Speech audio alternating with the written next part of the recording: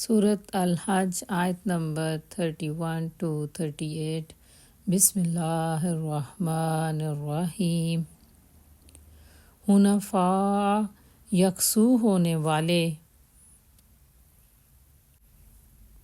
للہ اللہ کے لیے، غیر نا مشرکین شرک کرتے ہوئے، بہی اس کے ساتھ، ومن اور جو یشرک شرک کرتا ہے، باللہ اللہ تعالیٰ کے ساتھ، فکانما تو گویا کہ، خرّا وہ گر گیا، من السماء آسمان سے،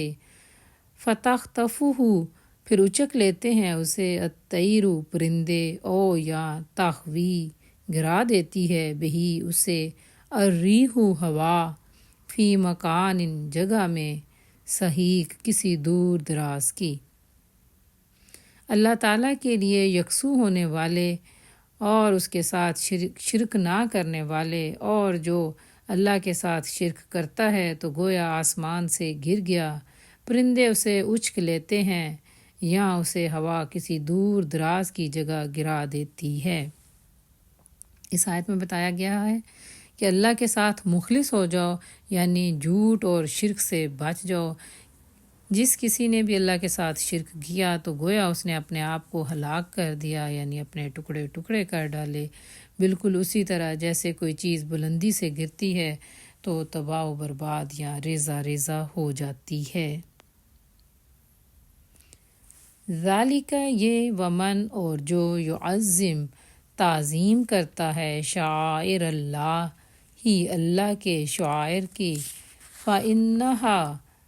تو یقیناً وہ، من تقوی سے، القلوب دلوں کے، اور جو اللہ تعالیٰ کے شاعر کی تعظیم کرتا ہے تو یقیناً وہ دلوں کے تقوی سے ہے۔ وہ سارے نشانات اور یادگاریں اللہ کے شاعر کہلاتی ہیں جن کی تعمیل کرنے سے انسان مسلمان بنتا ہے۔ مثال کے طور پر نماز، روزہ، حج، یہ سب اللہ کے شعائر یا مناسک ہیں۔ اسی طرح سے عرفہ، منی، قربانی کے جانور اور اللہ کی مساجد اور اذان بھی اللہ کے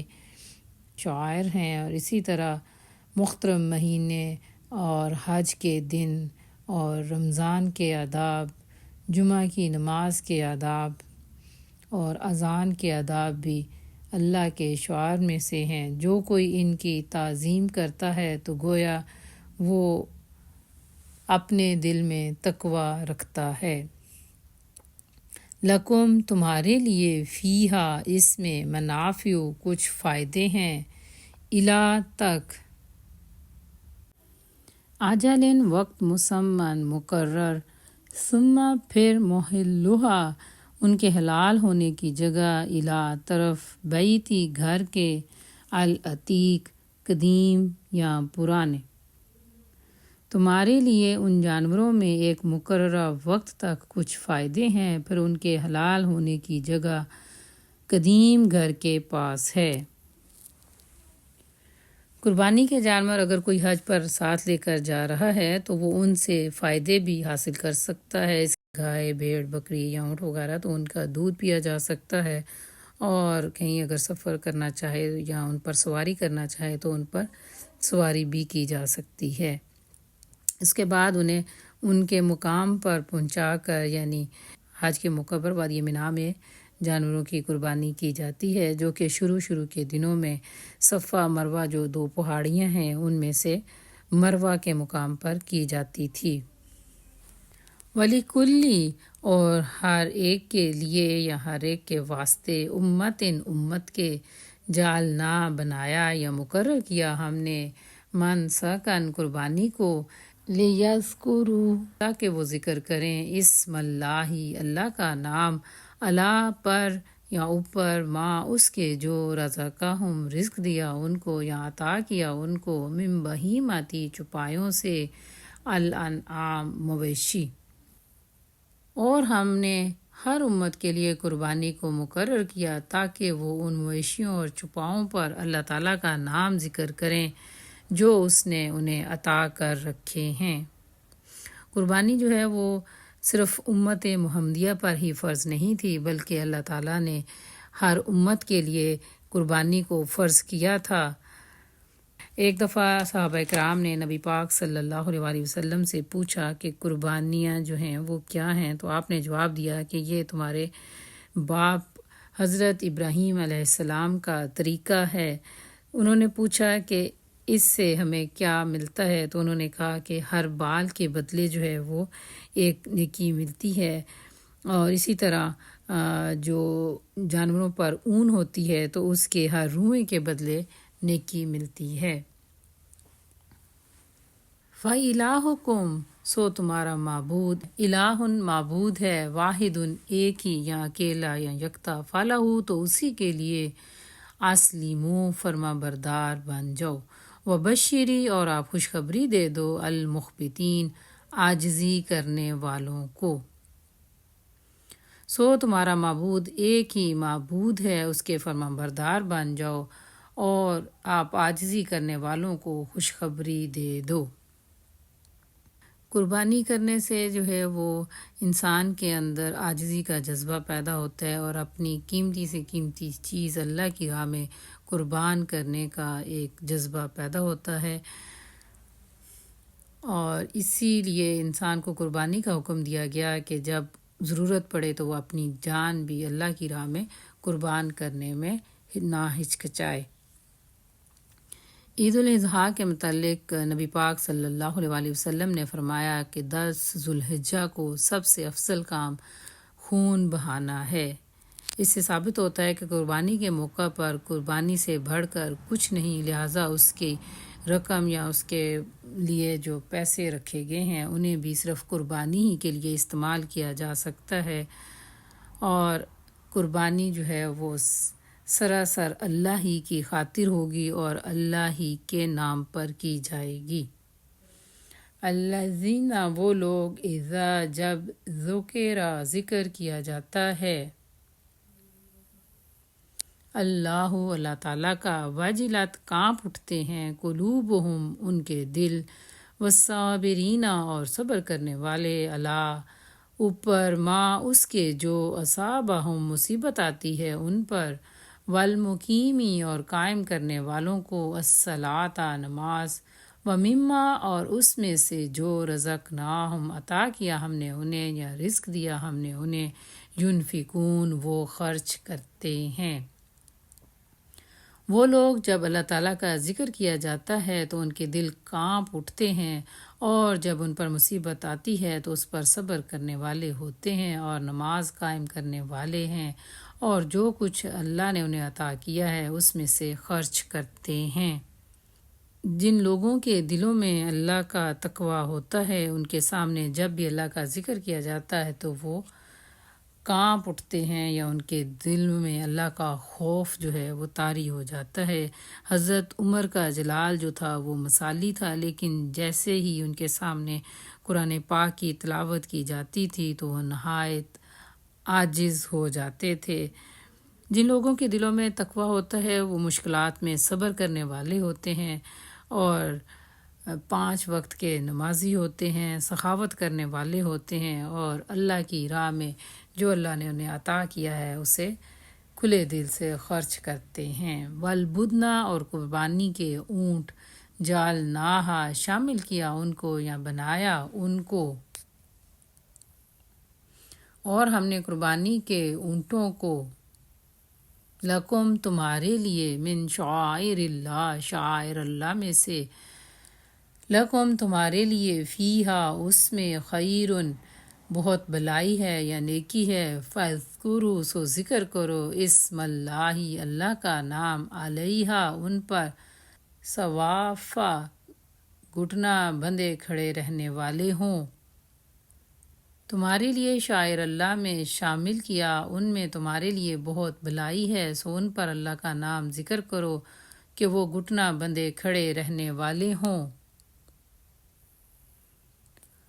فائزہ پھر جب وجبت گر جائیں، جنوبہا پہلو ان کے، فکلوا تو کھاؤ، منہا ان میں سے، واطعموا اور کھلاؤ، القانع قناعت پسند، والمعتر اور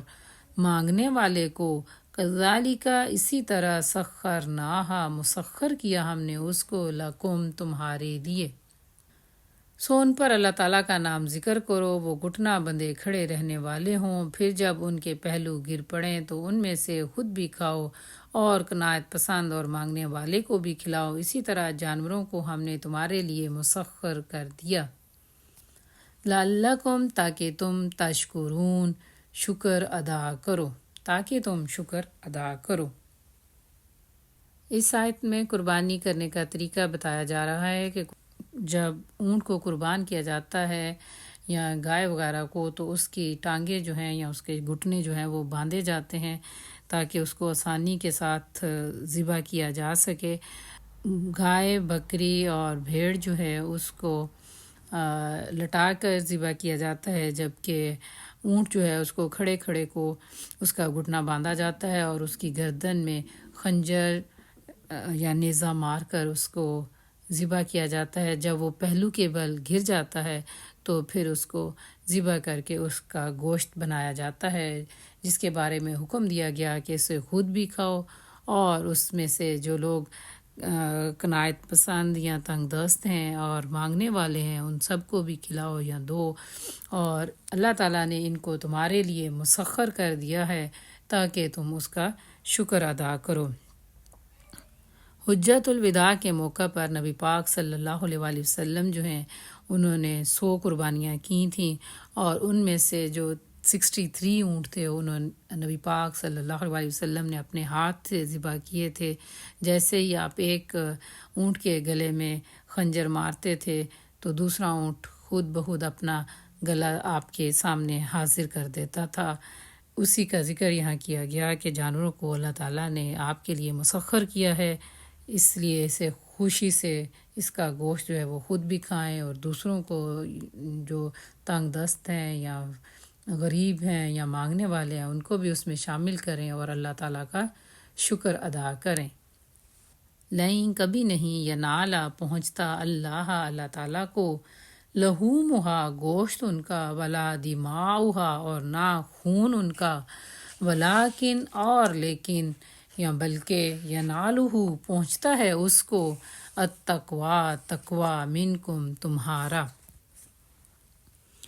اللہ تعالیٰ کو نہ کبھی ان کا گوشت پہنچتا ہے اور نہ ہی ان کا خون، بلکہ اللہ تعالیٰ صرف تمہارا تقوی دیکھتا ہے یا اسے تمہارا تقوی پہنچتا ہے۔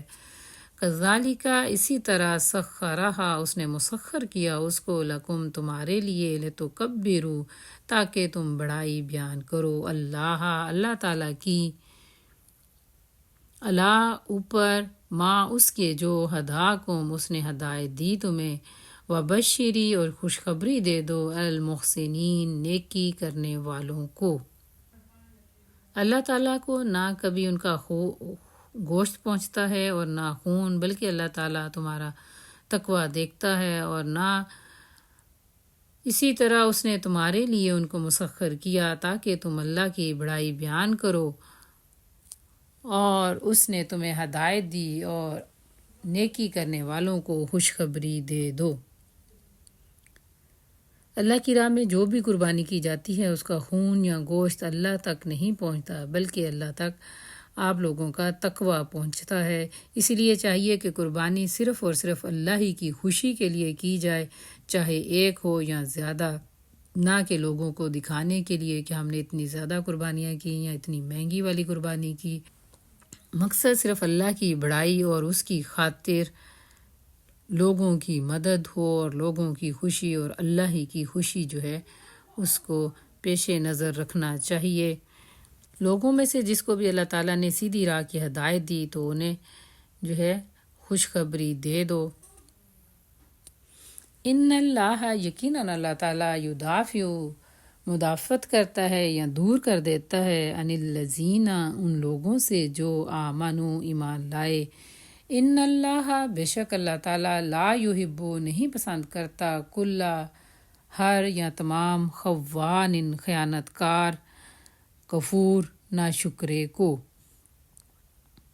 یقیناً اللہ تعالیٰ ان کی مدافعت کرتا ہے جو ایمان لائے، بے شک اللہ تعالیٰ بڑے خیانت کار اور ناشکرے کو پسند نہیں کرتا۔ یہ صورت مکی دور کے آخری دور میں نازل ہوئی۔ اس وقت مسلمانوں اور اہل مکہ کی شدید لڑائی تھی، یا آپس میں بہت زیادہ مخالفت تھی۔ اللہ تعالیٰ نے اس آیت میں بتایا کہ ہم ایمان والوں کی جو ہے وہ مدد کریں گے اور مشرکین کی سختیاں ان سے دور کر دیں گے، جنہوں نے حضرت ابراہیم اور حضرت اسماعیل کے بنائے ہوئے بیت اللہ کو شرک کا اڈا بنا رکھا ہے۔ اللہ تعالیٰ کبھی بھی کسی خیانت کار کو اور ناشکرے کو پسند نہیں کرتا۔